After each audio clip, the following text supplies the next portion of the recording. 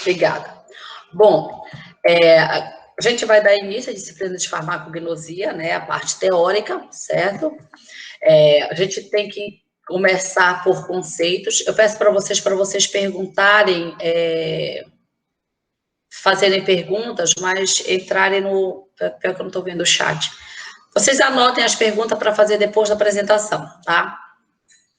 Bom, do grego, a palavra fármaco vem de fármaco, certo?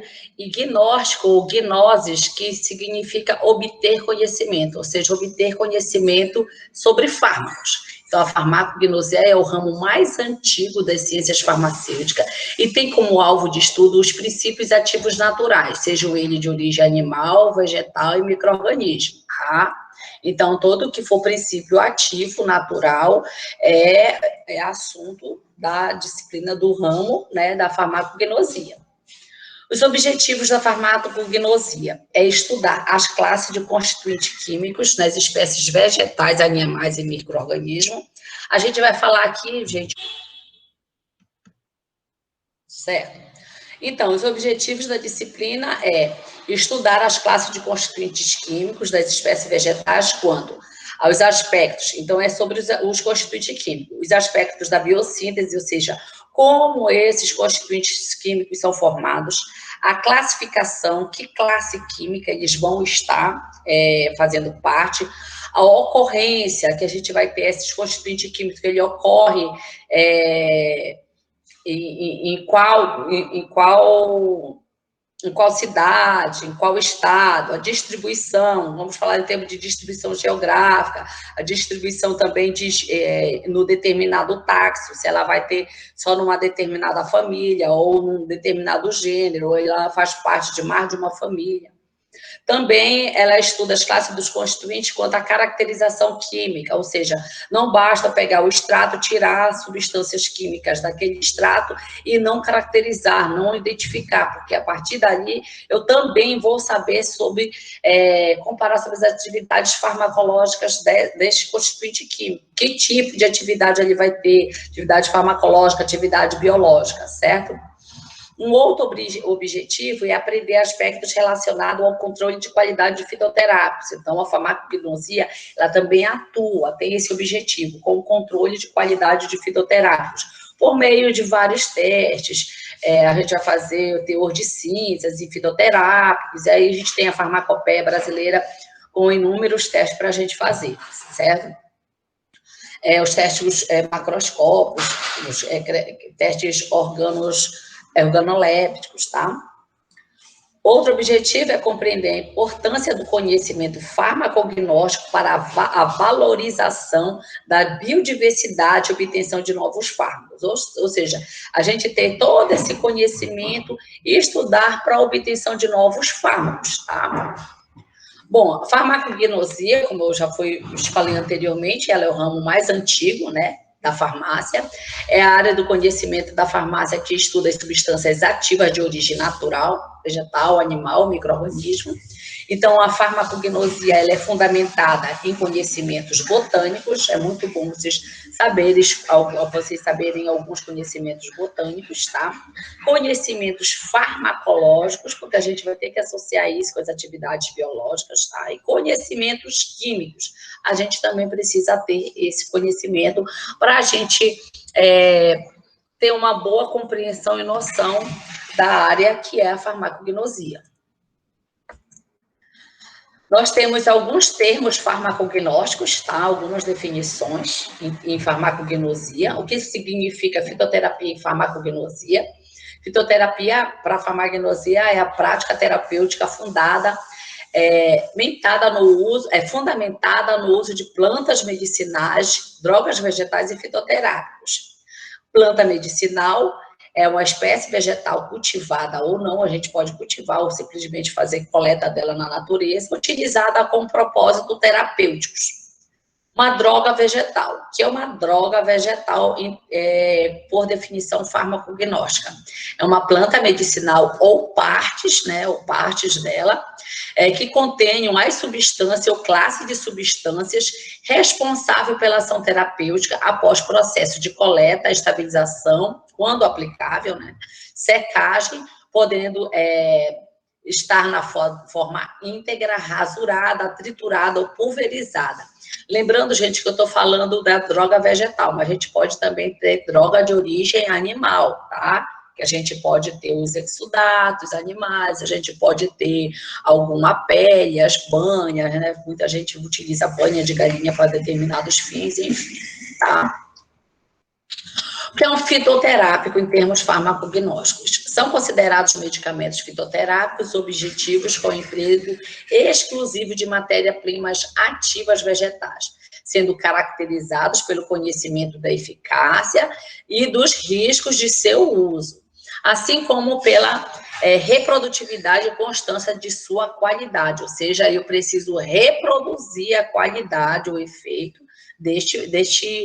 dessa matéria-prima ativa vegetal.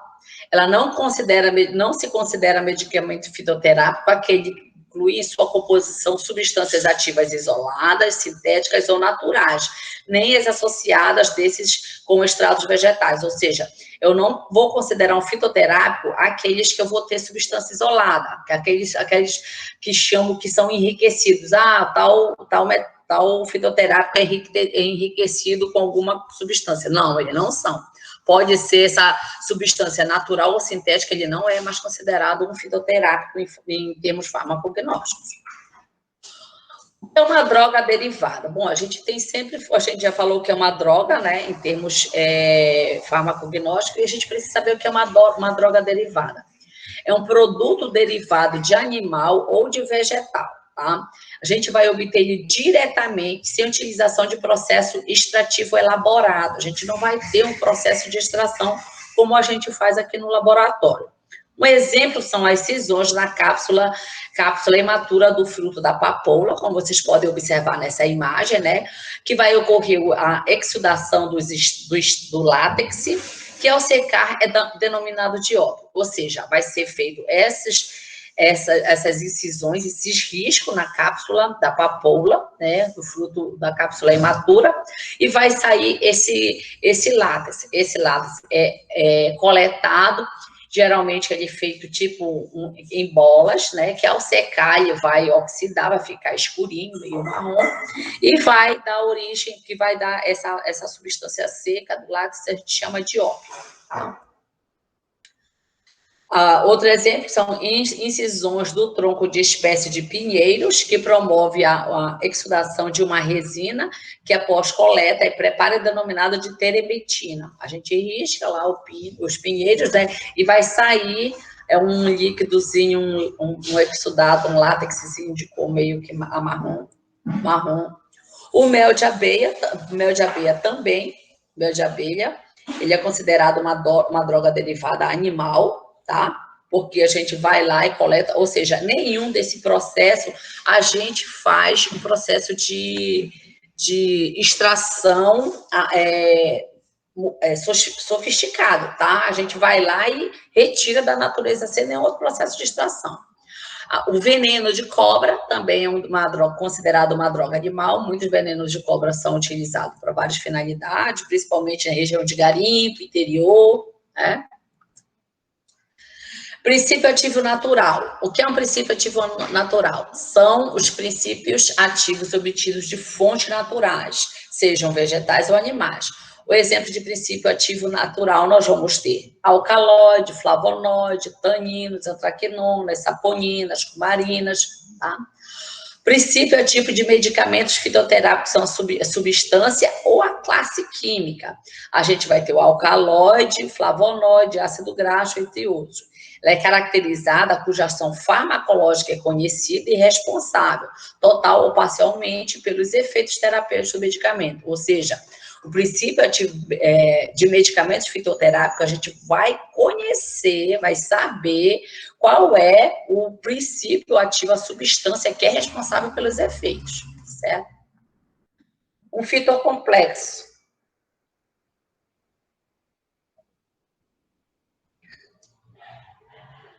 Fitocomplexos são substâncias que não apresentam atividade farmacodinâmica, tá?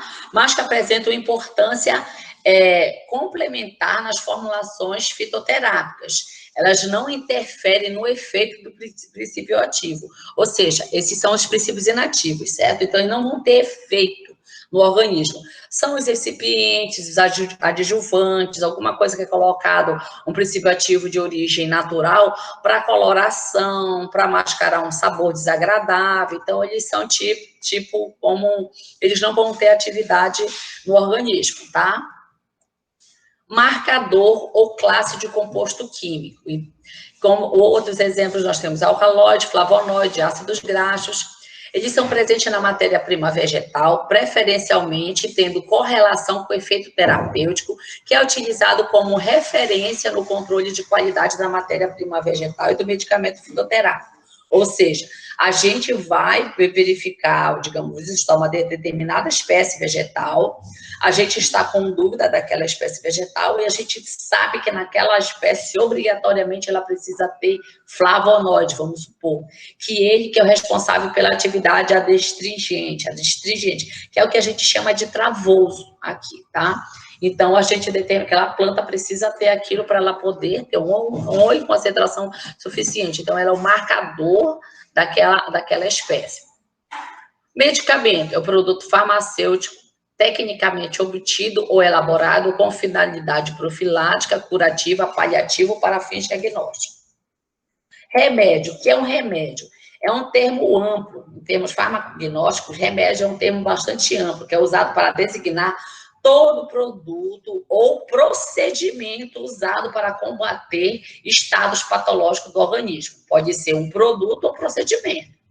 Nesse sentido, pode ser um medicamento, uma planta, dieta, exercício, hábitos religiosos relacionados à cultura da população, ou seja, qualquer coisa que eu venha fazer para combater um estado patológico, eu chamo de remédio. Derivado de droga vegetal, um produto de extração da matéria-prima vegetal, como extrato, tintura, um óleo, uma cera, um exudato, suco e outros. Tem gente que toma suco de mastrude, suco de, sei lá, folha de algodão. Então, esses sucos, o próprio suco de laranja, de limão, que tem gente que toma para combate à gripe, certo? Hoje, muita gente toma para o sistema imunológico, tá bom? Aqui tem uma lista de efeitos farmacológicos, depois vocês vão verificar, tá? Para a aula não ficar muito cansativa e eu simplesmente falar sobre só o que significa cada uma dessas definições desses efeitos farmacológicos. Então, é bom vocês terem noção desses efeitos, tá? Aqui, continuando, certo? Para vocês terem noção de cada um desses efeitos.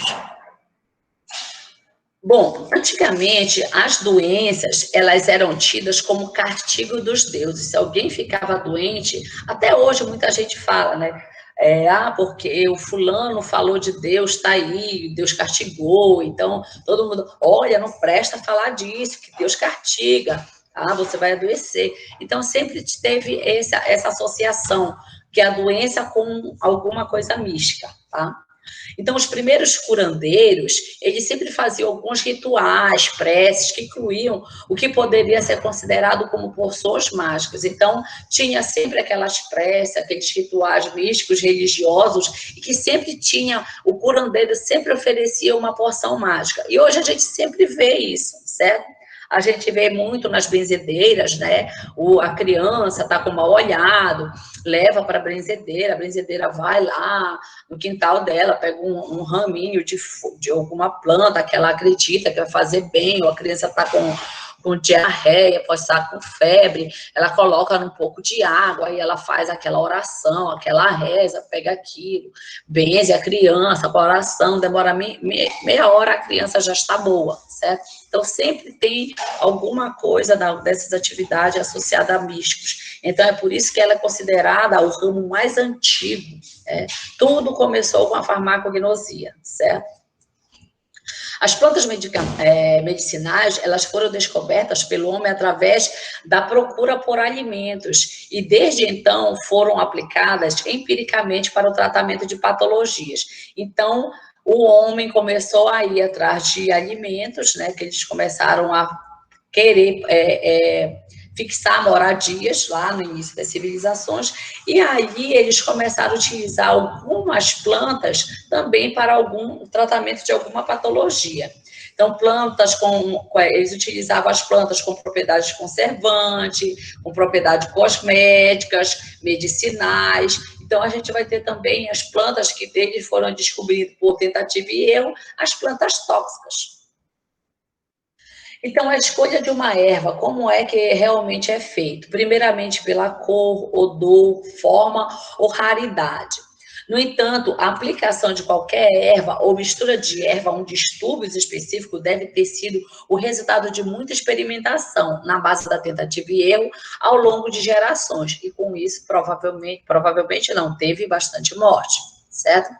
Então, até alguns séculos atrás, para muita gente até os dias de hoje, né, as propriedades medicinais das plantas eram deduzidas a partir de certos caracteres morfológicos. Alguns ainda utilizam esses caracteres, como, por exemplo, se uma parte da planta se assemelha com algum caráter anatômico humano ou sintoma de alguma doença, então ela deve ser útil para a saúde daquele órgão para tratar aquela doença, certo?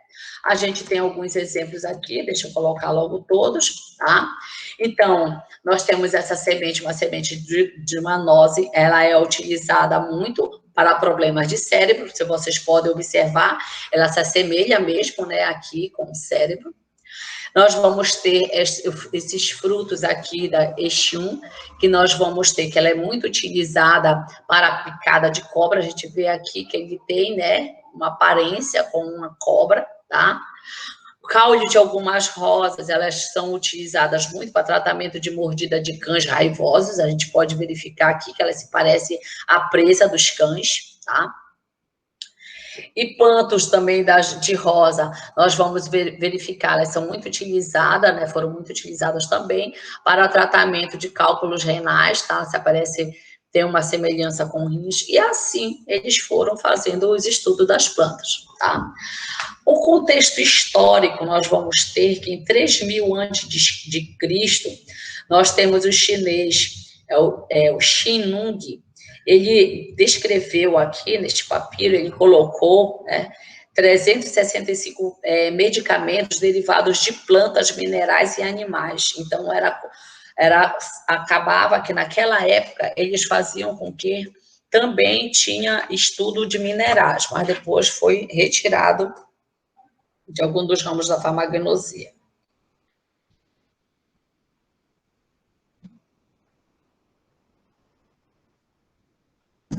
Em 1535 a.C., os egiptólogos, o egiptólogo Gergio Ebers, que ele escreveu o Papiro de Ebers com mais de 7.000 substâncias medicinais, incluindo em mais de 800 formas.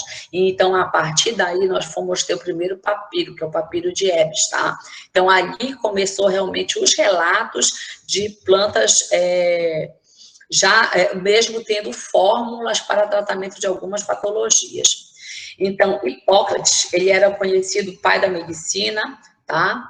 A natureza, ele utilizava a natureza como guia na escolha dos remédios. Então, em torno de 400 a.C., recomendava o uso de folhas de salgueiro para doenças nos olhos e para pardo. Então, ele realmente começou a fazer algumas indicações, tá? Em 300 a.C., Teofastro, ele era discípulo de Aristóteles, então ele verificou também, ele escreveu a história Plantarum, que ele descreveu também várias plantas, inclusive ele foi uma dos estudiosos sobre o ópio, tá bom?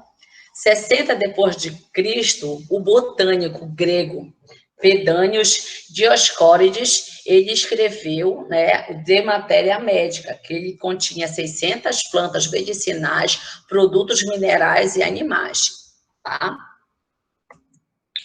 Ele, Dioscórides, ele era um greco-romano, ele era farmacologista e botânico, considerado o fundador da farmacognosia por intermédio da sua obra de matéria médica, tá? Que ela é precursora de todas as farmacopeias, certo?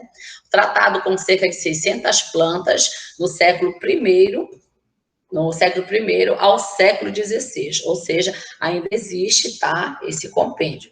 Então, a matéria médica eram todas as informações referentes a medicamentos e seu uso. Ele tinha todas essas informações, que hoje a gente verifica nas farmacopeias, certo?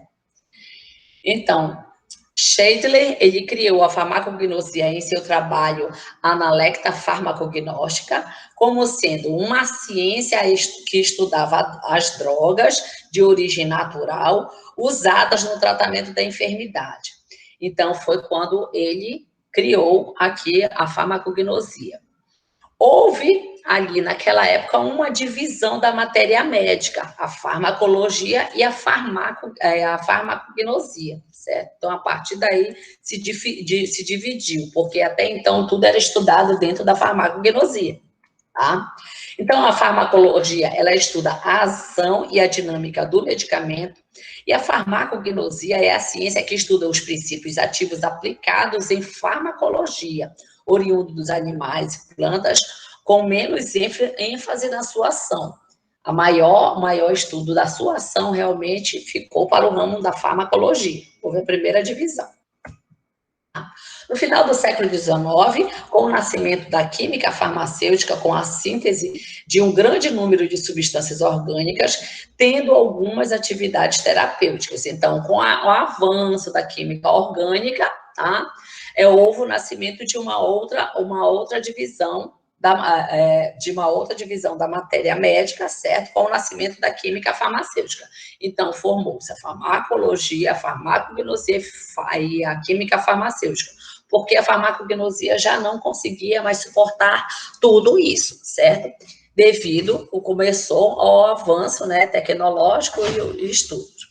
Então, durante a Segunda Guerra Mundial, houve um declínio, né? Um declínio da farmacognosia, tá? O primeiro fato foi a descoberta dos medicamentos de origem vegetal pelos leigos, certo? A insatisfação com a eficácia e custo da medicina moderna, tá? Antes da Segunda Guerra Mundial, houve esse declínio da farmacognosia, e aí, com a descoberta, algum fato que foi alavancar realmente para voltar ao estudo em farmacognosia foi a descoberta de medicamentos vegetais pelos leigos. Na verdade, foram aqueles que estudavam, foram verificar que os leigos utilizavam matéria-prima vegetal para tratamento, porque como hoje ninguém tem dinheiro para comprar remédio, todo mundo recorre para o uso de plantas, certo? A insatisfação com a eficácia e custo da medicina moderna e a Revolução Verde. O segundo fato que aconteceu para alavancar novamente foi o reconhecimento pelas indústrias farmacêuticas do valor de certas plantas no uso popular.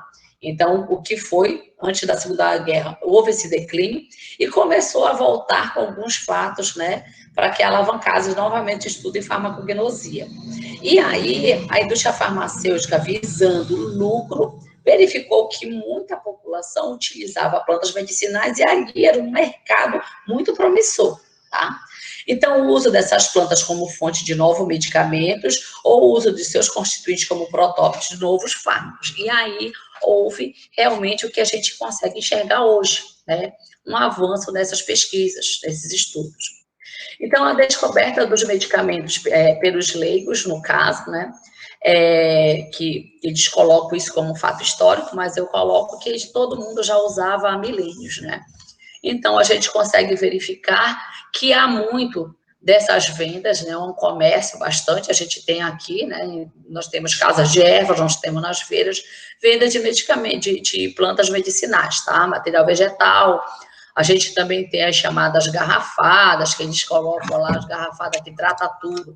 trata diabetes, trata câncer. Teve uma época que era uma moda Noni, né? Noni tratava tudo, câncer, úlceras, diabetes, reumatismo, tudo, tá?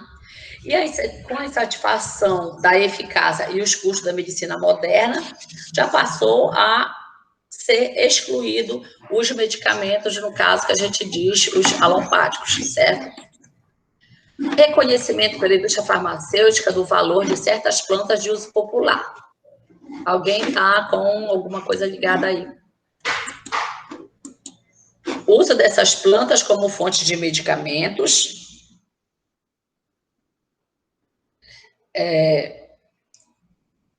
como fonte de novos medicamentos ou uso de seus constituintes como protótipo de novos fármacos. Por que como protótipo? Porque com o avanço da síntese orgânica ainda dá para sintetizar algumas moléculas. Para a gente isolar determinado princípio ativo de uma espécie vegetal, um produto, um princípio ativo de um animal, né?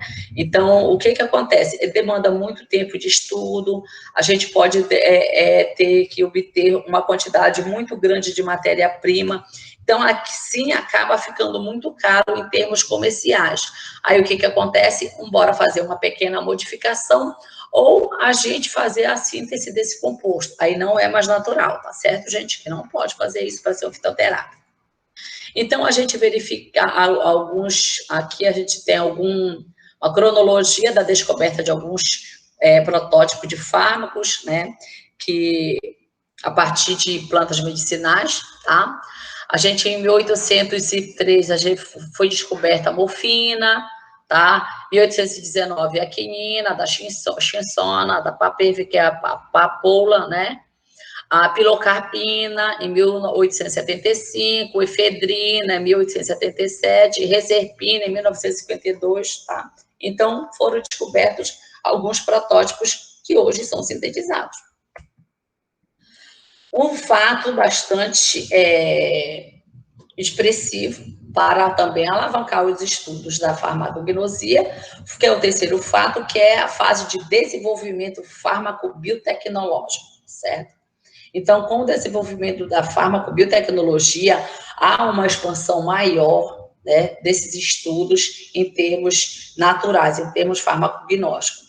Um exemplo foi a produção da insulina humana através de alteração genética, né, em cepas de algumas cepas não patógenas, de Escherichia coli.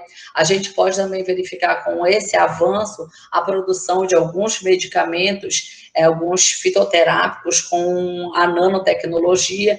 E aí a evolução, então, realmente a farmacognosia continua sendo um campo bastante amplo e eu acredito para estudo e fundamental para quem vai ser farmacêutico, certo?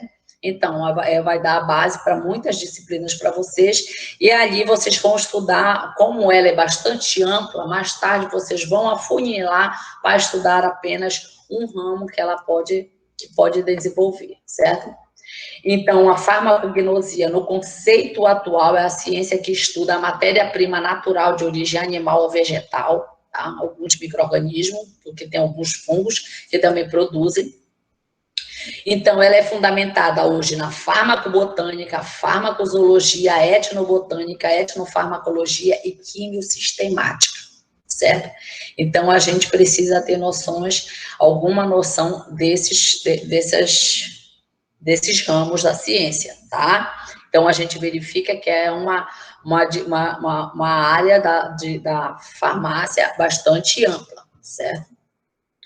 Que hoje, os principais objetivos da farmacognosia atual é respeitar o conhecimento popular sobre o uso de plantas medicinais, ou seja, a gente precisa não apenas saber desse conhecimento popular, mas respeitar, tá? Conhecer os grandes grupos de substâncias de origem natural dotados de atividade farmacológica ou com interesse tecnológico farmacêutico. Então, ela não só apenas para fins de atividade biológica, mas como interesse tecnológico, podendo ser adjuvante, um recipiente, certo? Então, essas substâncias, a gente precisa ter conhecimento, adquirir conhecimentos que habilitem ao reconhecimento dos fármacos e conhecer todos os processos intermediários de processamento, desde a origem até a utilização farmacêutica final, ou seja, desde onde eu vou catar o coquinho para fazendo todos os estudos,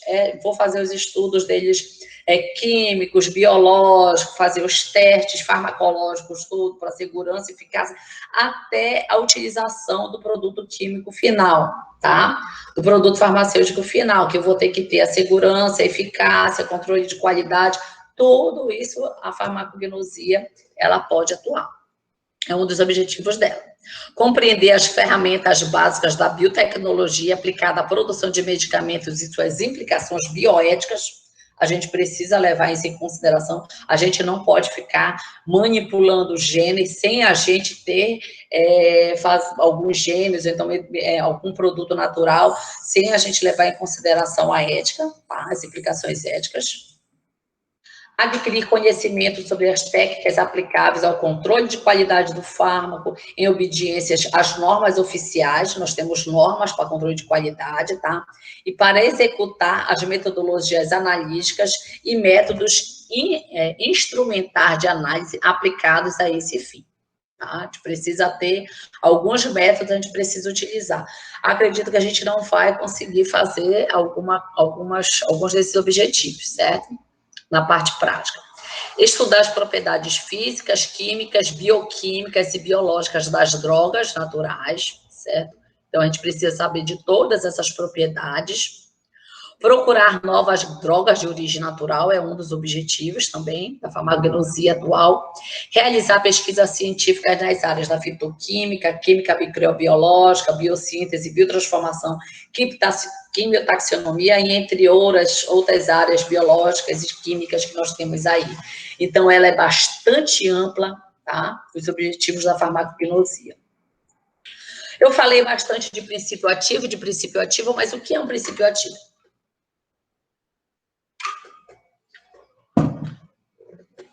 O princípio ativo é um conjunto de substância que, em geral, né, uma única classe de metabólitos secundários responsável pela ação farmacológica atribuída à planta. Então, aquela classe de metabólito é responsável pela atividade biológica. Então, aquela classe a gente vai chamar ele de princípio ativo. A cada substância isolada presente no substância ativo é que nós vamos chamar de fármaco. Então, tem uma classe de flavonoides, eu tiro um flavonoide X, a quercetina, a quercetrina, ela vai ter atividade, então aquele lá vai ser o nosso fármaco em farmacognosia.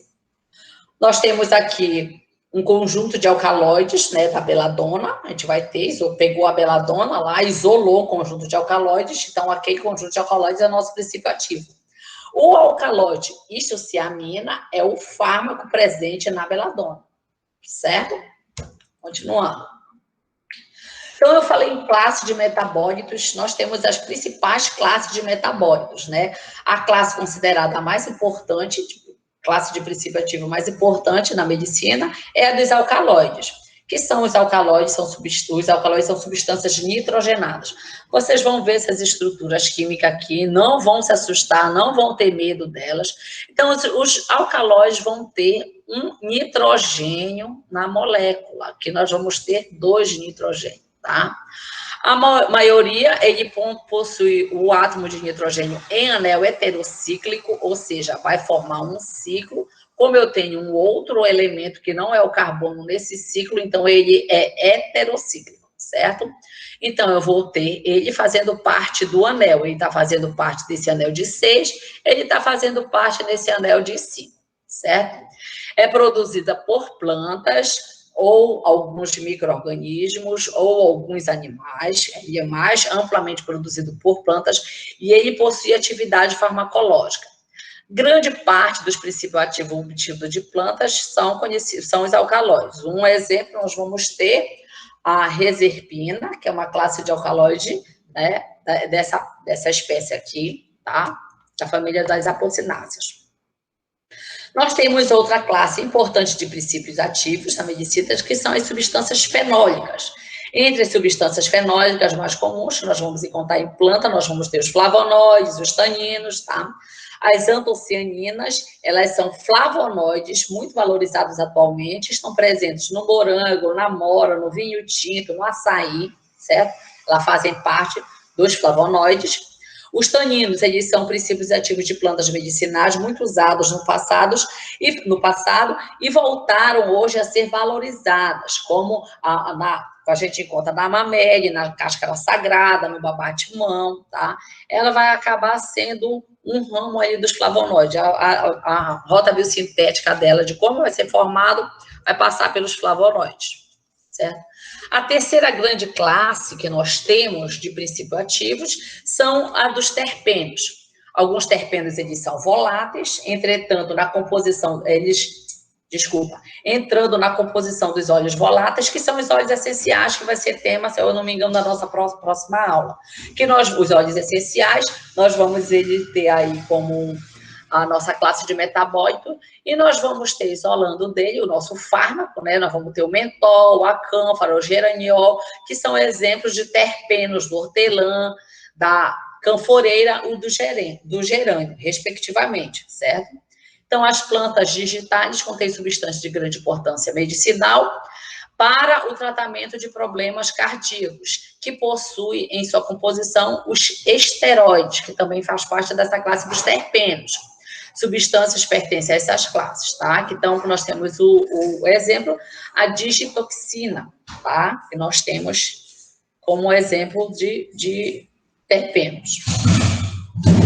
Grande parte dos princípios ativos vegetais são produtos de metabolismo secundário. O que acontece? O organismo, tanto o animal quanto o vegetal, ele vai ter o metabolismo dele para a sobrevida dele. Esse metabolismo é dividido em metabolismo primário e metabolismo secundário. O que é o metabolismo primário? São um conjunto de transformações bioquímicas essenciais para a produção de protoplasma e geração de energia da célula. Então, a gente precisa, essas transformações bioquímicas vão produzir para o protoplasma e para a geração de energia da célula, que vão produzir os carboidratos, as proteínas, os lipídios e os ácidos nucleicos e algumas outras coisitas mais, certo? Eles são universais, gente, os princípios ativos. Acontece em todos os organismos, tá? Em todos os organismos. O metabolismo secundário é a transformação bioquímica não diretamente ligada a processos essenciais para transformar novas células e gerar energia. Em geral, tem distribuição restrita, que são uns exemplos de metabólicos do metabolismo, né? São os alcaloides, taninos, flavonoides, terpenos. Gente, não vamos confundir metabolismo com metabólito. Metabolismo é o conjunto de transformações bioquímicas, tá? Metabólito, a gente vai ter a substância, certo? Então, a partir daí, então, a gente precisa saber de onde é que nós vamos obter essas plantas, tá? Então, a gente já tem um conceito básico de metabolismo e nós vamos ter a obtenção das plantas medicinais.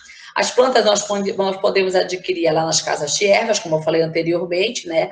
Pode ser coletada no campo, ou seja, podem ser silvestres, ou elas podem ser cultivadas em jardins ou horto, tá? Plantas medicinais cultivadas em canteiros são aquelas que têm um ciclo curto, ela pode ser tratadas como hortaliças. Muitas das pessoas utilizam desenho de hortelã, alfavaca, chicória, todos esses negócios tudo em casa, limoeiro, tá?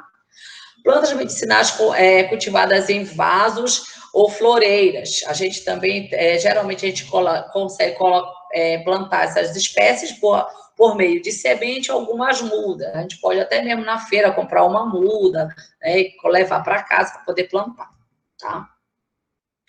As coletadas no campus. É necessário, gente, a gente saber quando é que a gente vai coletar os vegetais no campo. É necessário saber as partes que nós vamos coletar, que nós vamos utilizar. Geralmente, as folhas, quando a gente vai fazer alguma utilização, elas devem ser colhidas antes da floração. As flores ou sumidades florais, elas são colhidas geralmente no início da sua floração. Os frutos são colhidos no início da maturação. As raízes delas devem ser retiradas do solo quando o talo murchar ou quando começa o começo da primavera, antes que haja rebrotamento. Então, é nesse período que a gente deve fazer a coleta de algumas partes dos vegetais para utilização, tá? Voltando ao metabolismo, tá? Metabolismo vegetal.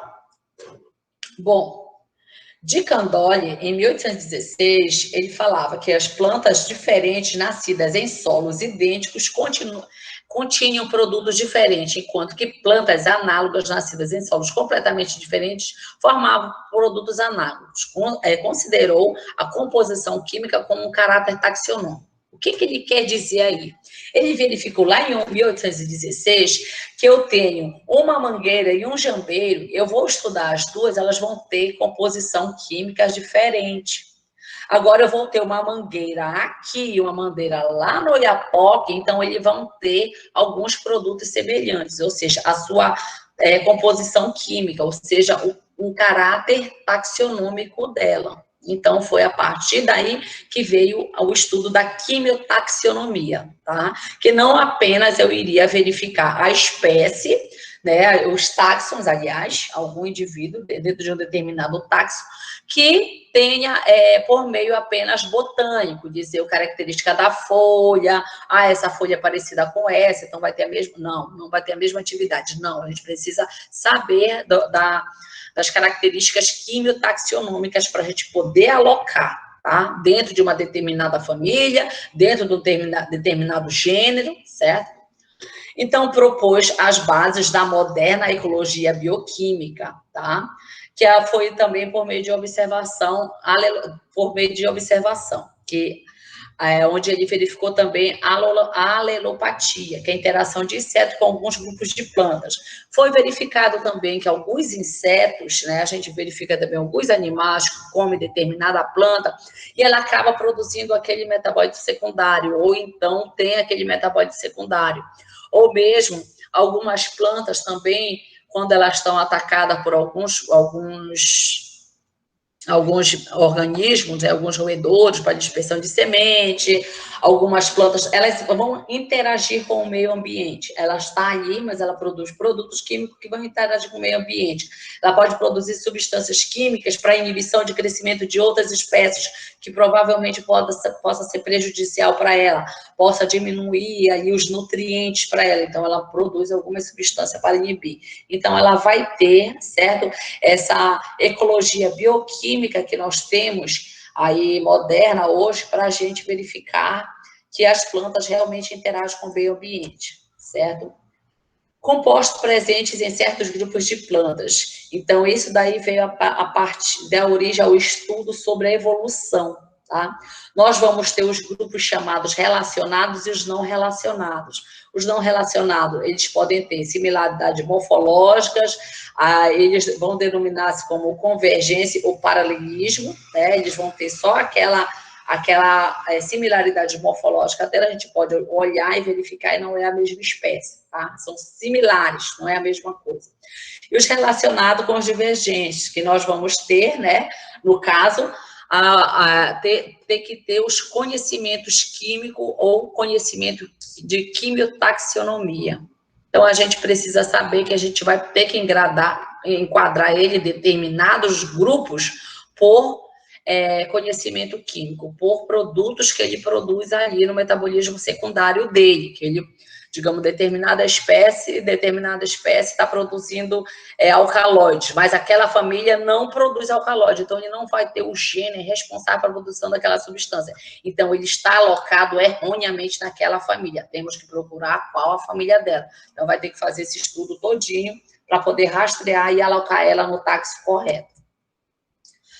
Falando mais um pouco de metabolismo, tá certo? Aqui tem uma ilustração básica para depois vocês verificarem, tá? Onde a planta retira os nutrientes do solo, vai fazer a produção dos os nutrientes e a água, né?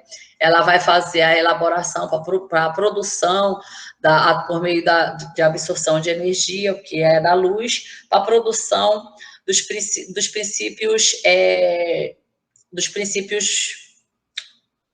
dos metabólitos primários, através do metabolismo primário, que o metabolismo é diferente de metabólitos. E a partir daí, dependendo de algum fator externo, a planta vai produzir os metabólitos secundários, tá? Então, voltando, que uma das características dos seres vivos é a presença da atividade metabólica. O metabolismo é o conjunto de reações químicas que ocorrem no interior das células, nas plantas, e né, nos outros organismos também, vou resumir aqui nas plantas. Nós vamos ter os dois tipos de metabolismo, o primário e o secundário, tá? O metabolismo, os princípios ativos das plantas medicinais, nós vamos ter eles como sendo os constituintes químicos, que ele vem de onde? Vem do metabolismo das plantas. O metabolismo primário, quem ele vai produzir são aquelas substâncias essenciais para a vida do organismo, ele é universal, ele ocorre em todos os organismos, que nós vamos ter, eles vão produzir o metabolismo primário, ele vai produzir os metabólitos primários, que são os açúcares, aminoácidos, ácidos graxos, nucleotídeos e etc. O metabolismo secundário, eles já são ele ocorre em alguns táxis, eles são restritos a um determinado táxis, e eles vão produzir os metabólitos secundários. Os metabólitos secundários, que são os flavonoides, os alcaloides, né? Os flavonoides, alcaloides, terpenos, certo? Então, o metabolismo base é a sua origem dos metabólitos e a origem do metabolismo secundário. O primário, ele é o metabolismo primário, conjunto de processo metabólico que desenvolve uma função essencial no vegetal, tais como fotossíntese, respiração, transporte de solutos, tá? Os compostos envolvidos no metabolismo primário possuem uma distribuição universal nas plantas, que são os metabólitos primários. São aminoácidos, nucleotídeo, lipídio, carboidratos, tá? Os ácidos graxos. Metabolismos secundários, ele origina compostos, né? Ele vai ser um conjunto de reações bioquímicas que vão originar compostos que não possuem uma distribuição universal, por não são necessários para todas as plantas. Como consequência prática, esses compostos podem ser utilizados em estudos taxonômicos, ou seja, quimiotaxonomia. Como eles não são universal, eles vão dar em uma determinada espécie de acordo com a necessidade daquela planta ou daquele táxon, tá? Então, vai dar para a gente fazer um estudo de químio sistemática, alocar ele em determinado táxon. O que acontece? Nós vamos ter vou dar um exemplo daqui, que nós vamos ter uma planta, certo? Ela está normal no ambiente dela, e ela vai começar a produzir, gente, ser atacada por algum fator edáfico, tá? Algum fator externo, algum fator externo, certo? Ela vai estar bem, então ela não tem a capacidade, vamos supor, alguns fatores edáficos são aqueles relacionados ao solo, algum micro-organismo ali, e ela não consegue, vamos supor, se defender, né, sair dali, como acontece com a gente, né? No caso das raízes, algum roedor vai comer as suas folhas ou as suas flores, nós vamos ter também período de insolação preciso de chuva, nós vamos ter outro fator externo como poluição, tudo isso vai afetar o metabolismo da planta. O que acontece? Ela não pode sacar a raizinha dela dali e sair correndo. Ela adquiriu algum controle para isso. Então, esse controle que ela tem é vindo de sua genética, um controle genético. Então, ela vai produzir determinada substância que vai fazer com que seja amenizado esses fatores externos nela. Vai produzir substância que vai ter atividade antimicrobiana, vai produzir alguma substância que ela vai ter que se proteger com esses outros fatores externos, como poluição, a gente também, ela não vai poder agredir determinada parte dela, alguns roedores, e também algumas formigas, alguns insetos, ela vai produzir alguns efeitos, o excesso de sol, ela vai produzir substância para se proteger da radiação ultravioleta, para não queimar, muita chuva também ela vai produzir, então tudo isso, esses produtos que ela vai produzir para proteção dela, para a sobrevida dela, para evitar isso, por meio do metabolismo secundário e vai produzir os metabólitos secundários, que são os alcaloides, flavonoides, terpenos, tá? vão produzir metabólitos secundários. Esses metabólitos secundários vão ter alguma atividade biológica para a gente, certo? Podemos citar o exemplo do açaí, quando ele é cultivado em uma região que é bem ensolarada, vai produzir muito mais algumas substâncias responsáveis pela proteção solar, que no caso são antocianinas, antocianidinas, vão produzir mais do que quando ela é cultivada, se a gente for fazer uma coleta, ela lá dentro do mato. Ela está protegida, não está absorvendo irradiação solar direta, então ela não tem necessidade de produzir, mas ela tem o gene para isso, tá? Mas ela não vai produzir, certo? Então, o estímulo do meio, situações de estresse, ele vai fazer com que tenha um excesso ou deficiência de algum fator de produção para a planta ou o animal, tá? Eu vou causar um estresse, ela vai tentar se defender e vai produzir isso, certo? Algumas plantas, vamos supor, ela vai produzir esses grupos de princípio ativo, né? Os óleos essenciais, algumas plantas, elas produzem mais óleos essenciais no período que está mais ensolarado do que no período que não está. Mas outras plantas, ela já vai produzir no período que não está ensolarado, porque para diminuir a volatilização, que vai estar muito quente, ela não quer que volatize, porque ela precisa daquele princípio ativo. Então, vai depender de cada classe, de cada taxon, né? Para a produção disso. Então, o meio vai influenciar muito a produção disso. Tem gente que vai pegar um animal, uma planta, lá no meio onde ela realmente se encontra, lá na floresta, e vai trazer para dentro de casa e acha, ou então para um laboratório, vai cultivar, e a planta não vai produzir determinada classe de substância. Por quê? Porque aquele fator externo que estimulava a produção daquela classe de composto não existe mais. Lá em casa eu não tenho mais aquilo, não sei se era um roedor, era uma formiga, era um sapo, era uma abelha, então não tenho mais aquilo e a planta não precisa mais produzir aquilo. Aí vai dizer, mas tá na literatura que existe, consegue, eu não consigo encontrar isso, certo? Gente, a gente vai parar então agora por aqui, tá certo? Tá?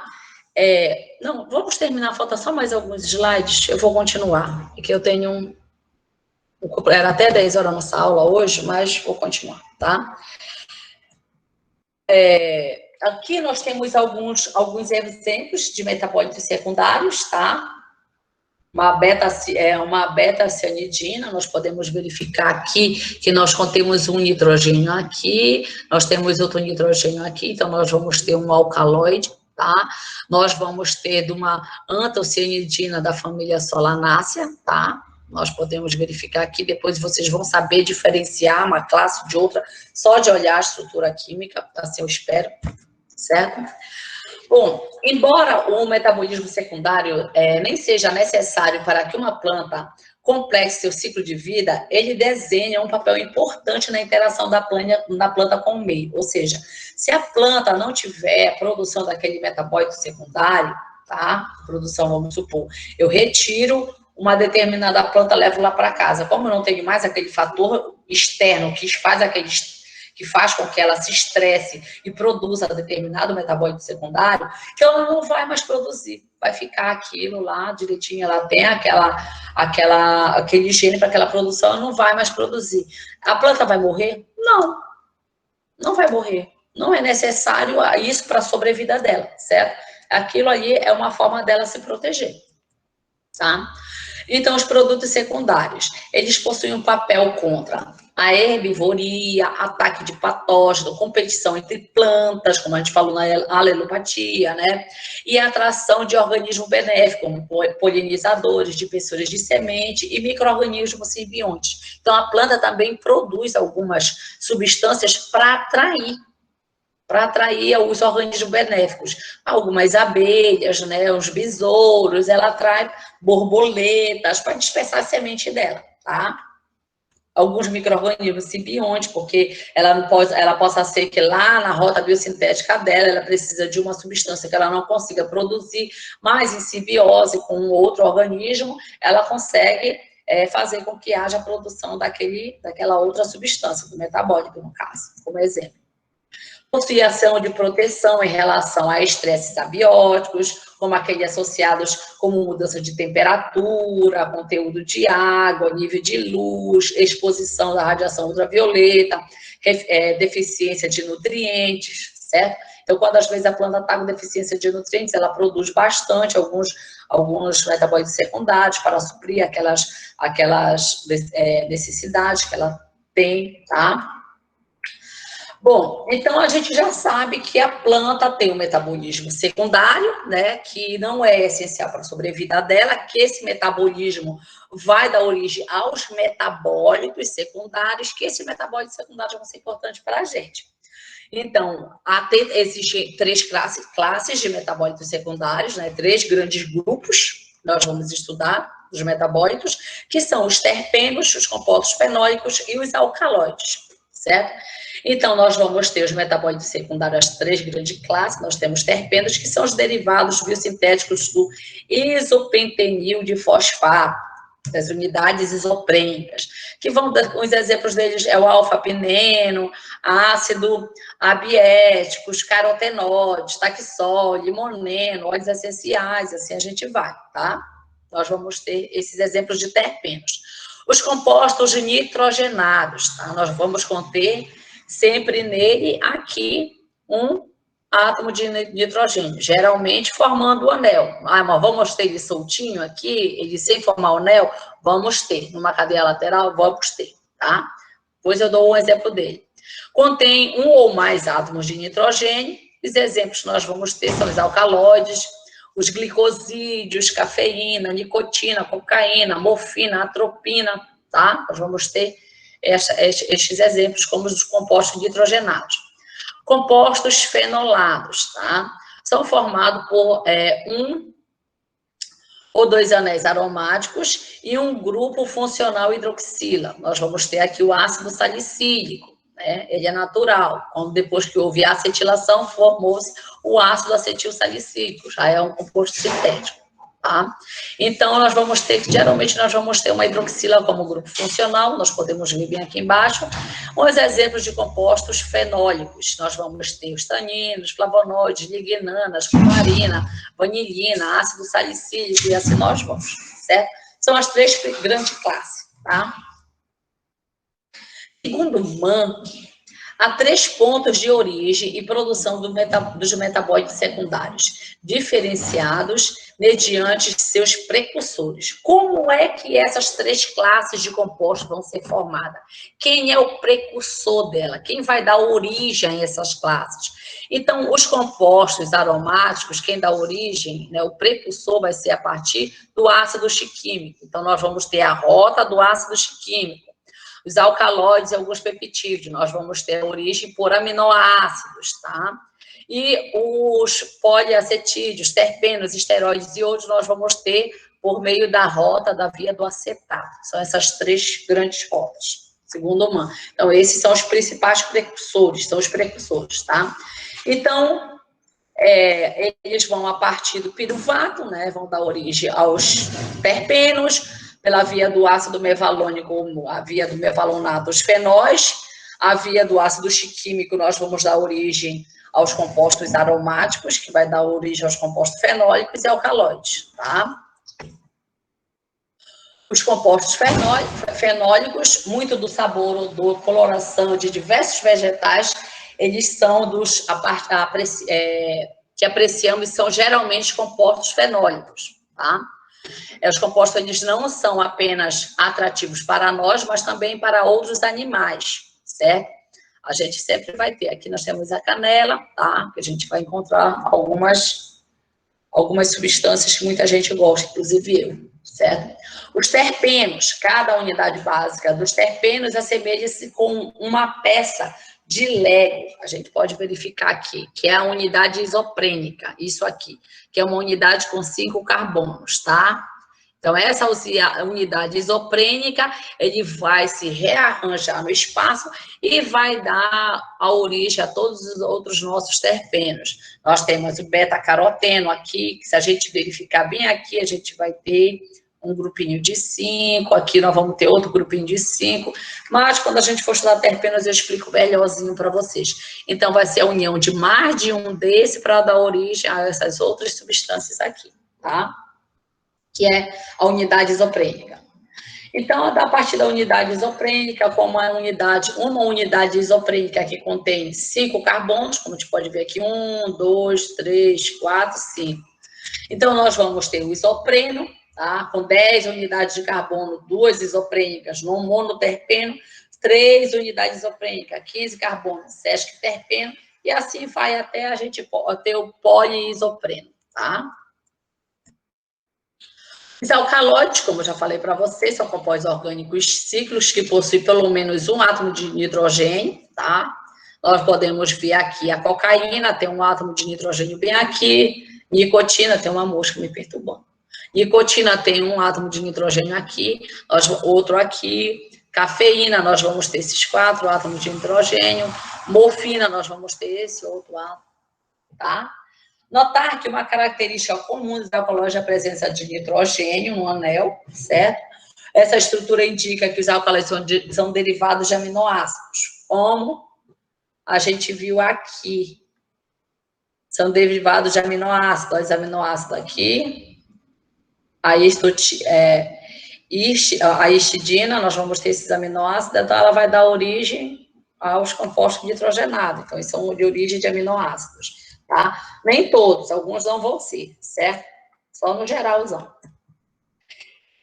Então, nós vamos ter aqui metabólitos primários e metabólitos secundários. Qual a diferença de um para o outro? O metabólito primário encontra-se em todas as plantas, já os metabólitos secundários, eles são de distribuição restrita, né? Em grupos taxonômicos limitados. A função dos metabólitos primários vai ser de nutrição, crescimento e desenvolvimento. A função dos metabólitos secundários influenciam interações ecológicas entre plantas e o meio ambiente, tá? A biossíntese. Não está claro, gente, onde é que começa o metabolismo primário, onde é que termina... Onde é que começa o secundário, onde é que termina o primário? Não está muito claro, certo? Sobre esses estudos. Um exemplo que nós vamos ter dos metabólitos primários são os nucleotídeos, aminoácidos, açúcares, ácidos orgânicos. Já os metabólitos secundários, nós vamos ter os terpenos, compostos nitrogenados, os fenolados, tá? A presença de vários princípios ativos nos vegetais é aplicada pelo fato das plantas normalmente desenvolverem uma série de metabólitos com função complementares na defesa contra pragas e doenças. Então, a gente vai ter mais de uma classe na planta justamente por causa disso, porque ela vai ter várias funções complementares. Ela vai se defender de algum patógeno por meio de alcaloide, de outro, vai se proteger da radiação ultravioleta por meio dos flavonoides, e assim vai produzir mais de uma classe. Essa estratégia impede o desenvolvimento de resistência por parte dos organismos maléficos. Então, eles dizem aquela resistência, né? Ah, não, já sou resistente. Então, a planta está produzindo mais de um, às vezes, para mais de um metabólico secundário para o mesmo patógeno, certo? Então, os patógenos não vão criar uma resistência. Aqui, gente, nós vamos ter algumas das referências, tá? Que vocês vão utilizar, certo? Para a nossa atividade. Vou parar aqui a apresentação. Deu para vocês entenderem? Alguém tem alguma dúvida? Não, professora. Certo. Amanhã a gente tem aula de química orgânica, a gente vai...